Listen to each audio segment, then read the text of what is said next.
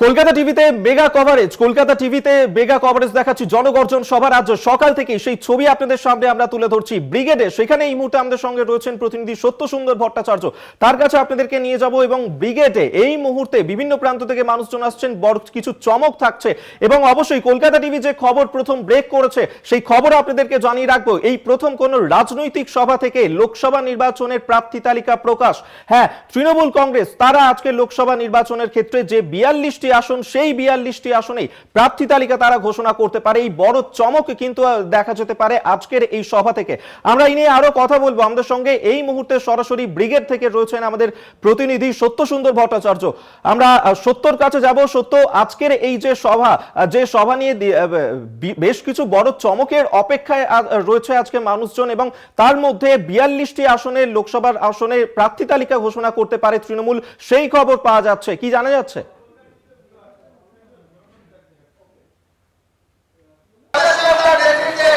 দেখো, একেবারেই তাই যে ব্রিগেডের যে জনগর্জন সভা, সেই জনগর্জন সভা থেকেই কিন্তু তৃণমূল কংগ্রেসের এবারের লোকসভা নির্বাচনের 42টি আসনের প্রার্থী তালিকা ঘোষণা করতে পারেন তৃণমূল কংগ্রেসের চেয়ারপারসন মমতা বন্দ্যোপাধ্যায়, এমনটাই কিন্তু জানা যাচ্ছে।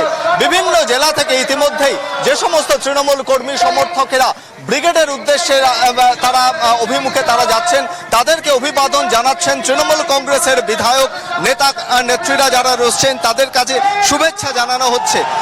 স্বর্ণদা, আমরা দেখেছি যে বিভিন্ন জায়গা থেকে, জেলা থেকে, উত্তর 24 পরগনা, নদিয়া থেকে মানুষের ঢল আসছে। কি বলবেন এবারের লোকসভা নির্বাচনের আগে ব্রিগেড প্রস্তুত মমতা বন্দ্যোপাধ্যায়ের বার্তা শোনার? আজ আমাদের নেত্রী মমতা বন্দ্যোপাধ্যায় জনগর্জনের আয়োজন করেছে আমাদের ব্রিগেডে।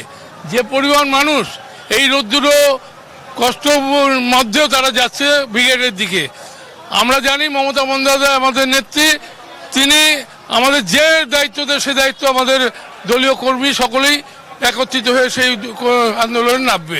আমরা চাই আমাদের বুকে এই পশ্চিমবঙ্গে কোথাও যেন বিজেপির একটু মতো স্থান দেওয়া হয়। আমরা মমতা বন্দ্যোপাধ্যায়ের নেতৃত্বে রাজ্যের উন্নয়ন দেখতে চাই। মমতা বন্দ্যোপাধ্যায় উন্নয়ন করে চলেছে, এই উন্নয়নের ধারাকে কোথাও যেন ব্যাহত করতে না পারে বিজেপি, এই সাম্প্রদায়িক দল বিজেপি। আমরা এটা চাই। আজকে আমাদের এই অঞ্চল দিয়ে যাচ্ছে রাজ্যের বিভিন্ন প্রান্তের মানুষ। আমি সকলকে স্বাগত জানাচ্ছি, ধন্যবাদ জানাচ্ছি। মমতা বন্দ্যোপাধ্যায়ের নেতৃত্বে ডাকা এই জনগর্জন, এই জনগর্জনের যে গর্জন হবে সেই গর্জন শুধু পশ্চিমবঙ্গের বিভিন্ন প্রান্তেই নয়, ভারতবর্ষের বিভিন্ন প্রান্তে মমতা বন্দ্যোপাধ্যায়ের নেতৃত্বে এই জনগর্জনের ডাক সকলেই সাড়া দেবে। ভারতবর্ষের বুকে পরিবর্তন আসছে, এটা আমরা জানি।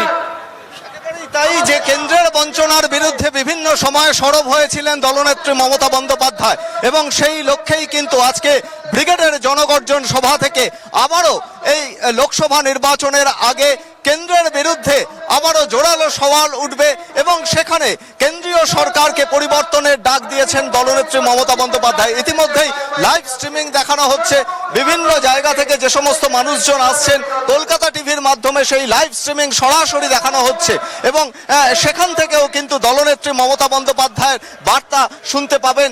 বিভিন্ন জেলা থেকে যে সমস্ত মানুষজন আসছে সেই ঢল আমরা দেখতে পাচ্ছি এই মুহূর্তে, যে মানুষের ঢল যেন ব্রিগেডের অভিমুখে যাচ্ছে, এবং সেখানে বিভিন্ন জায়গা থেকে, বিভিন্ন জেলা থেকে যে সমস্ত কর্মী সমর্থকরা আসছেন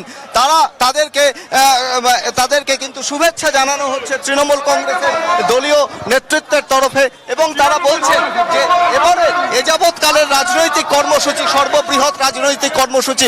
সন্দীপনদা, যেভাবে মানুষের জনস্রোত আমরা দেখছি, ব্রিগেড প্রস্তুত, এবং এবারে এযাবৎকালের মধ্যে সর্ববৃহৎ ব্রিগেড সমাবেশ, কি বলবে?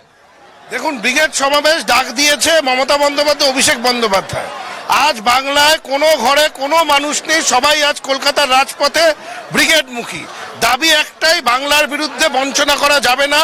যেই বঞ্চনার শিকার বাংলা দীর্ঘদিন থেকে হচ্ছে, তার বিরুদ্ধে আজকে গর্জে উঠবে জনগর্জন।